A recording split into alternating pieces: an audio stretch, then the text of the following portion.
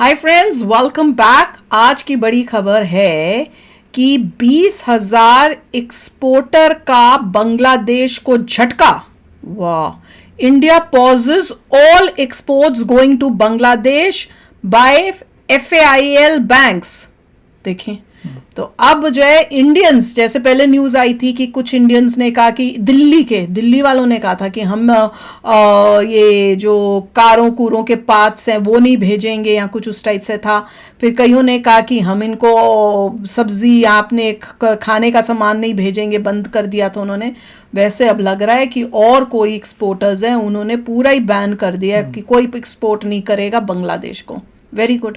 चलो वीडियो शुरू करते हैं। वीडियो शुरू करने से पहले अगर आप चैनल पर नए हो और आपने अभी तक सब्सक्राइब नहीं किया तो जल्दी से पहले सब्सक्राइब के बटन और बेल आइकन को क्लिक कर लो ताकि आपको हमारे सारे न्यू वीडियोस के नोटिफिकेशन मिल जाएं जैसे हम अपलोड करें। अगर आपको वीडियो पसंद आता है प्लीज लाइक एंड शेयर। चलिए शुरू करते हैं। और दूसरे 2 चैनल्स उनको भी सब्सक्राइब कर लेना, लिंक से डिस्क्रिप्शन बॉक्स में, वहां पे भी आपके रिक्वेस्टेड वीडियोस आ रहे हैं।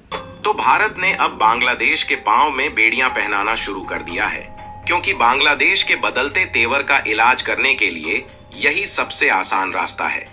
दरअसल अभी तक यही कहा जा रहा था कि बांग्लादेश के बदलते तेवर का जवाब देने के लिए भारत से बांग्लादेश में भेजे जा रहे सभी जरूरी सामानों के एक्सपोर्ट को बंद कर देना चाहिए।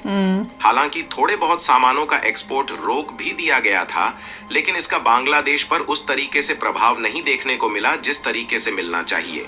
लेकिन अब जो कदम इंडियन एक्सपोर्टर की तरफ से उठाया गया है, इससे बांग्लादेश कहीं का नहीं रहने वाला है, क्योंकि हाल ही में खबर निकल कर आ रही है कि जो इंडियन एक्सपोर्टर है, इन्होंने खुद बांग्लादेश में भेजे जा रहे अधिकतर जरूरी सामानों की शिपमेंट को एक बार के लिए रोक दिया है। और इंडियन एक्सपोर्टर का कहना है कि बांग्लादेश को शिपमेंट भेजने से कोई फायदा नहीं फेल बैंक, मतलब उनके बैंक्स फेल हो रहे हैं। शिपमेंट की पेमेंट कर पाएंगे या नहीं, इसकी कोई गारंटी नहीं मिल रही है। और साथ ही बांग्लादेश के हालात इतने ज्यादा गंभीर हो चुके हैं कि वहां की जो बैंक्स है वो फेल हो रही है। सिचुएशंस पूरी तरीके से गिर चुकी है। मुझे लगा था शायद फेल एब्रिविएशन है किसी का, लेकिन और गलती से लिखा नहीं थी। इस वीडियो को एक लाइक करके चैनल को सब्सक्राइब जरूर कर लीजिए। ऑब्वियसली ऐसे देश में इंडिया के लोग भेजेंगे तो डूबेगा पैसा, तो चांसेस हैं। काफी बड़ी मदद होती है। गुड। तो दोस्तों, हाल ही में भारत और बांग्लादेश के बीच कुछ ऐसी परिस्थितियां बिगड़ी हैं जिससे हमारा बांग्लादेश में जो एक्सपोर्ट है वह काफी ज्यादा डाउन हो गया है। वैसे तो दोनों देशों के बीच परिस्थितियां बिगड़ने के कारण भारत से बांग्लादेश में भेजे जाने वाले सामानों में काफी ज्यादा कमी आई है, फिर भी इसका मेन रीजन ढंग से मालूम नहीं चला था। लेकिन हाल ही में federation of Indian export organisations की तरफ से यह बात सामने आ रही है कि इसका असली रीजन कोई और नहीं बल्कि बांग्लादेश की तरफ से समय से पेमेंट का ना मिलना है। वैसे तो बांग्लादेश की तरफ से कुछ महीनों तक पेमेंट ना भी मिलता, तब भी भारत के द्वारा बांग्लादेश का एक्सपोर्ट बंद ना किया जाता। लेकिन जिस तरीके से इन्होंने भारत के खिलाफ अपना इरादा बदल लिया है, ऐसे में भारत तो पहले तो कर ही रहे थे, एहसान नहीं करना चाहता। मैं आपको बता दें कि इंडिया की तरफ से जब भी कोई सामान बांग्लादेश में भेजा जाता है तो इंपोर्टर के द्वारा सामानों के बदले में एक लेटर ऑफ क्रेडिट इशू किया जाता है। यह लेटर ऑफ क्रेडिट बांग्लादेश का बैंक भारत के लिए इशू करता है, जो कि यह गारंटी देता है कि अगर बांग्लादेश के इंपोर्टर पैसे का भुगतान नहीं करते तो क्रेडिट लेटर इश्यू करने वाला बैंक उस पैसे का भुगतान करेगा। यानी कि इस तरीके से भारत के जो एक्सपोर्टर हैं उन्हें भी सिक्योरिटी महसूस होती है कि पैसे भले ही 1-2 महीने बाद मिलेंगे, लेकिन वह पैसे बिल्कुल भी नहीं डूबेंगे। लेकिन अब इंडियन गवर्नमेंट की तो बात छोड़िए, भारत के जो एक्सपोर्टर है जिनके द्वारा सामानों का निर्यात बांग्लादेश में किया जाता है, खाली डब्बा लग रहा था जिसका आसानी से है कि बांग्लादेश की तरफ से यह लेटर ऑफ क्रेडिट नहीं दिया जाएगा, और अगर दिया भी जाएगा तो इस बात पर कोई गारंटी नहीं है कि पेमेंट समय से मिल ही जाएगा। और आपको बता दे कि मैनली यही रीजन है जिसके द्वारा कहीं ना कहीं भारत का बांग्लादेश में एक्सपोर्ट तेजी के साथ घटता जा रहा है। इसके अलावा बांग्लादेश में भारत से होने वाले एक्सपोर्ट को रोकने का दूसरा सबसे बड़ा कारण यह है कि हाल ही में RBI इन सब को लेकर काफी ज्यादा सख्त हो गया है। क्योंकि मान लीजिए इंडिया के एक्सपोर्टर की तरफ से कोई सामान बांग्लादेश में भेजा जाता है और उसका पेमेंट बांग्लादेश की तरफ से नहीं मिलता, तो इंडिया का जो एक्सपोर्टर सामान भेजेगा उसका सीधा नुकसान तो होगा ही।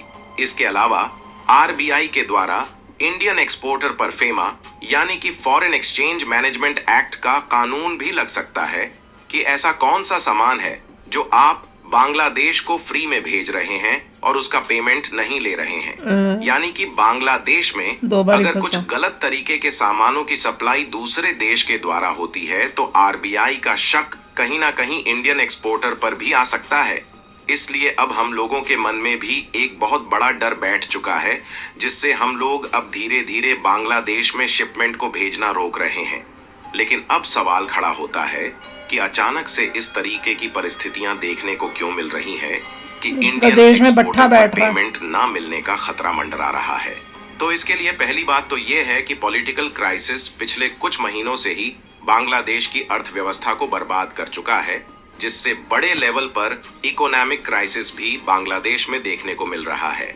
और आप इस खबर को देखिए जो कि पिछले हफ्तों की है, और इसमें साफ साफ बताया जा रहा है कि जो बांग्लादेश की जानी मानी रेटिंग एजेंसी मूडीज है, उनके द्वारा बांग्लादेश के 6 बैंक्स को डाउनग्रेड कर दिया गया है और इन पर नेगेटिव रेटिंग दी गई है, जिसमें city bank, Dutch Bangla bank और ईस्टर्न बैंक जैसी बांग्लादेश की जानी मानी बैंक्स शामिल हैं। टॉप की बैंक कौन सी यानी है? कि एक बार के लिए आप सोच कर देखिए कि जिस देश की 6 बड़ी बैंक्स खुद फाइनेंशियल क्राइसिस से जूझ रही हो, अगर वह लेटर ऑफ क्रेडिट इशू भी करती है तो उन पर भला क्या ही विश्वास किया जा सकता है।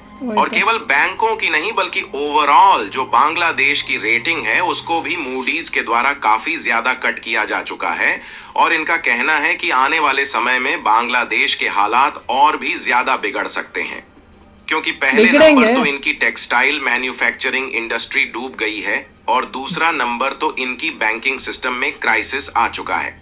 और इसका तीसरा सबसे बड़ा कारण यह है कि बांग्लादेश की महंगाई तेजी के साथ बढ़ रही है। और आपको जानकर हैरानी होगी पाकिस्तान को भी बीट करो बांग्लादेश की महंगाई बढ़ रही है। इससे वहां के गवर्नर का कहना है कि आने वाले जनवरी के महीने में तो यह महंगाई और भी ज्यादा बढ़ जाएगी, क्योंकि हाल ही में जब नवंबर के महीने की महंगाई का आंकड़ा जारी किया गया तो यह बात मालूम चली कि बांग्लादेश में पिछले 4 महीने यानी कि जब से महंगाई बढ़ना शुरू हुई है उससे भी कहीं ज्यादा महंगाई नवंबर के महीने में देखने को मिली है। और आप भी सोच में पड़ सकते हैं कि एक महीने में अकेले 11% की महंगाई बढ़ी है, जो अपने आप में ही दिखाने की लाइनों में लगो कि बांग्लादेश किस तरीके से डूब रहा है। यही सब कारण है कि इंडियन एक्सपोर्टर अब खुद बांग्लादेश में कोई भी सामान भेजना नहीं चाहते। और हाल ही में कुछ हफ्ते पहले यह भी देखने को मिला था कि पश्चिम बंगाल की सरकार ने बांग्लादेश के खिलाफ कदम उठाया था, जिसमें उनके द्वारा आलू और प्याज के ट्रक को ही भारत बांग्लादेश की इसी पेट्रापोल लैंड पोर्ट पर खराब होता है तो हो जाए, पर तुमको नहीं दे। शुरुआत में तो 5 दिन के लिए रोका गया, लेकिन अब यह कहा गया है कि अगर माहौल और भी ज्यादा भी बिगड़ता है तो आलू प्याज जैसे कुछ एसेंशियल प्रोडक्ट को हमेशा के लिए रोक दिया जाएगा। रोक दो। और अगर बात एक्सपोर्टर की जाए तो इसका सबसे बड़ा एग्जाम्पल 2 दिन पहले देखने को मिला, जब दिल्ली के ऑटो पार्ट्स सप्लायर ने मिलकर 15 जनवरी तक यानी कि अगले 1 महीने तक बांग्लादेश में शिपमेंट को रोकने का फैसला ले लिया, जिसमें 20,000 ऑटो पार्ट्स के सप्लायर ने तो सीधा कह दिया है कि अगर हिंदू माइनॉरिटी पर अटैक को नहीं रोका गया तो हम बांग्लादेश को एक भी सामान की सप्लाई नहीं करेंगे। और बांग्लादेश किसी न किसी तरीके से तो जरूर ही सुधरेगा, क्योंकि ऑटो पार्ट्स की बात की जाए तो भारत सबसे बड़ा सप्लायर है, जहां 90% इसकी सप्लाई अकेले भारत के द्वारा होती है। तो ऐसे में जाहिर सी बात है कि बांग्लादेश का काम भारत बिना नहीं चलने वाला। फिलहाल आप लोगों का इंडियन एक्सपोर्टर द्वारा खुद शिपमेंट को रोकने के फैसले पर क्या कहना है, अपनी राय कमेंट में जरूर बताएं। Very good. हर एक बिजनेसमैन जो बांग्लादेश के किसी भी कंपनी के साथ बिजनेस कर रहा है इंडिया में, उसको ये पता होना चाहिए कि मैं बहुत ही बड़ा एक रिस्क ले रहा हूँ, क्योंकि ये ऐसा देश है जो इंडिया के अगेंस्ट है और मेरा पैसा फंस सकता है। और अगर जैसे बता रहे हैं कि बैंक्स जो हैं उनकी भी रेटिंग डाउन हो गई है, तो मतलब बुरे हाल हो ही रहे हैं इनके, और होंगे ही। जो देश तरक्की को छोड़कर रेडिकलाइजेशन की तरफ जाता है, सेक्युलरिज्म को छोड़ के इस्लामिस्ट कंट्री बनने की तरफ जाता है, उसका तो यही हाल होगा। और इसने डूबना ही है अभी। मैं क्या, और इनको वैसे ही प्याज की इतनी दिक्कत होती थी कि शेख हसीना अपने टाइम में जब रिलेशनशिप्स अच्छे थे, खास मोदी जी से मिलने आई थी बांग्लादेश से, और वो अपनी स्पीच में क्या बोल रही थी मोदी जी को कि मोदी जी हमें तो प्याज दे दो और बाकियों के बंद कर दो, पर हमें दे दो आप। वो ये बोल रही थी। मैं इतनी हैरान हुई थी कि उसको इतनी प्याज की वो है। तो भैया पूरा प्याज आलू इनका बंद करो ताकि इनको पता चले कि इंडिया से पंगे लोगे तो क्या होगा। Very good. हर एक इतनी जल्दी कोई कंट्री डूबती नहीं है। हाँ, टाइम तो लगता मगर ही है। वो लोग इमीडिएटली ऑल्टरनेट सप्लाईज देखेंगे, देखें। चाइना से लेंगे आलू प्याज, वहाँ से लेंगे, पाकिस्तान से लेंगे और जगह जगह से लेने के, तो उनको महंगा पड़ेगा, इन्फ्लेशन बढ़ेगी। वही ना।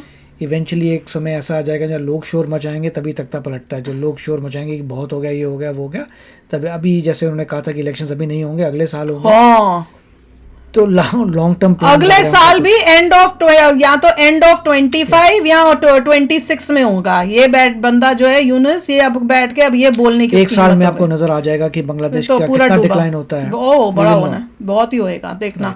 तो चलो यार, आप भी शेयर करना अपने थॉट्स। चलते हैं, मिलेंगे नेक्स्ट वीडियो में बहुत ही जल्द। Till then take care and bye bye. तो अगर आप मेरे इस चैनल पे नए हो तो जल्दी से सब्सक्राइब के बटन को हिट करो और बेल आइकन को क्लिक करो ताकि आपको मेरा जब नया वीडियो मैं लगाऊं आपको उसके बारे में जल्दी से पता चल जाए।